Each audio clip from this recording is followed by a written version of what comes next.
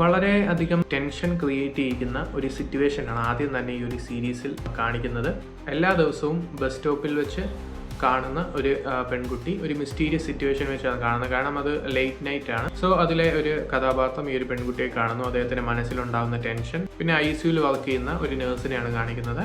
So അവരുടെ ലൈഫും പിന്നെ പറയുകയാണെങ്കിൽ ഒരു ഡിറ്റക്റ്റീവിൻ്റെ അന്വേഷണം. സോ ഇങ്ങനെ ഡിഫറെൻറ്റ് കൈൻഡ് ഓഫ് സിറ്റുവേഷൻ ആണ്. ഒരു ലൈറ്റ് ഷോപ്പിൽ ലൈറ്റ്സ് വാങ്ങിക്കാൻ വരുന്ന ഒരു കുട്ടി, അങ്ങനെയുള്ള ഡിഫറെൻറ്റ് സിറ്റുവേഷൻസ് എങ്ങനെ ഒരു ലൈറ്റ് ഷോപ്പായിട്ട് കണക്ട് ആവുന്നു എന്നുള്ളതാണ് ഈ സീരീസിൻ്റെ സ്റ്റോറി ചെയ്തിരിക്കുന്നത്. താങ്ക്ഫുൾ ആണ്. അതാണ് ഈ സീരീസിൻ്റെ ഏറ്റവും വലിയ പോസിറ്റീവ്. കാരണം അത്രയും എൻഗേജിങ് ആയിട്ടുള്ള ഒരു ഡിഫറെൻറ്റ് സ്റ്റോറി ടെല്ലിംഗ് പറയുന്ന മൈൻഡ് ബെൻഡിങ് ആയിട്ടുള്ള പ്ലോട്ടാണ്.